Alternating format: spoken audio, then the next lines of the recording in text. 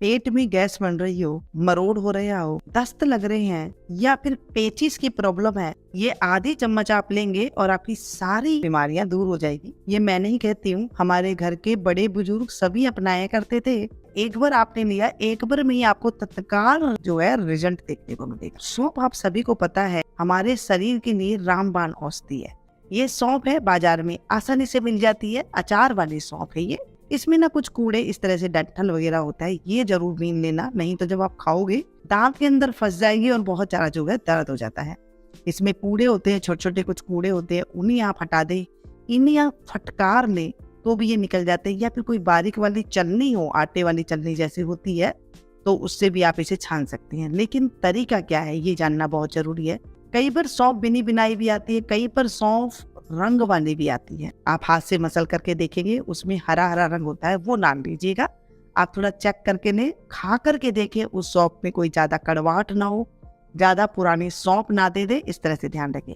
हरी हरी हो लेकिन जो पीली पीली पड़ जाती है या फिर ज्यादा पुरानी हो जाती है, वो चखने पर ही हमें पता चल जाता है। इसको साफ करना अति आवश्यक है। अगर आप साफ नहीं करेंगे तो ये दिक्कत कर देती है, दांतों में लग जाती है। ये दस्त में रामबाण काम करती है। पेचिस, जब रुक रुक के आपको टॉयलेट में जाना पड़ रहा है या फिर आ नहीं रही आपको टॉयलेट, और फिर साथ में जो है आपको ऐठन सी पैदा हो रही है, तो उसे पेचिस मरोड़ भी कहते हैं कई जगह पर। या फिर कब्ज है आपको, तो भी इसमें काम करे। एक कटोरी मैंने यहाँ पर सौंफ ली है, पहले बनाए 3-3 चम्मच के हिसाब से भी आप बना सकते हैं, 4-4 चम्मच के हिसाब से बना सकते हैं।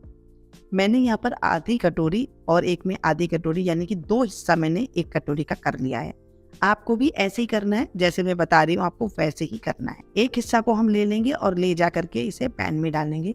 आप तवे पे सेक सकते हैं, कढ़ाई में सेक सकते हैं, पैन में सेक। इसको बिल्कुल धीमी आंच पे सेकिएगा, तेज गैस पे बिल्कुल भी नहीं सेकना है। करारापन तो इसमें लाना ही लाना है, साथ में इसका जो ऑयल होता है, इसमें जो एसेंस होता है, वो एक बढ़िया तरीके से उभर करके आता है, जो हमारे पेट के लिए बहुत अच्छा काम करता है। कच्ची पक्की सौंफ आपने अपनी दादी से सुना होगा, अपनी नानी से सुना होगा, अपनी मम्मी से सुना होगा, नहीं है तो आप अपनी कभी किसी बुजुर्ग से पूछिएगा, वो बताएगा कच्ची पक्की सौंफ कितने काम की है। आप कितनी कितनी दवाइयाँ ले ले, डॉक्टर दवाइयाँ देते हैं, वैद्य के पास चले जाएंगे, दवाइयाँ आप ले लेंगे, वो काम नहीं करेगी। ये एक बार में आपको इतना अच्छा रिजल्ट देगी कि आप कमेंट करने पे मजबूर हो जाएंगे कि मीनू जी धन्यवाद, आपने मुझे ऐसी रेसिपी आप लोगों ने हमारे साथ शेयर की है। मैं वही रेसिपी शेयर करती जो हमारे बड़े बुजुर्ग किया करते थे। हम भूल चुके हैं, दवाइयों के पीछे भाग रही हैं।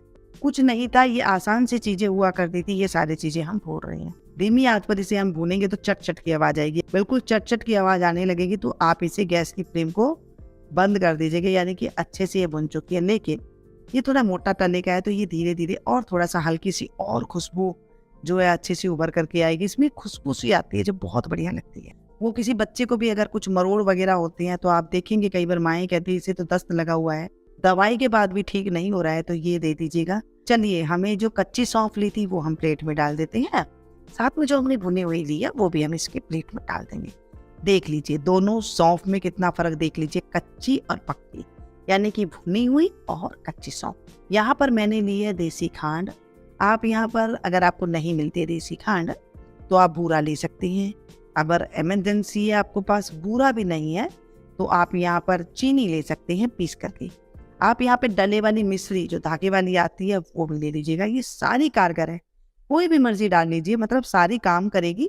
लेकिन सबसे बेस्ट जो है आपको धागा वाली मिश्री कर सकती है, और या देसी खांड है ये भी कर सकते हैं। जो है बूरा है वो भी ठंडी होती है।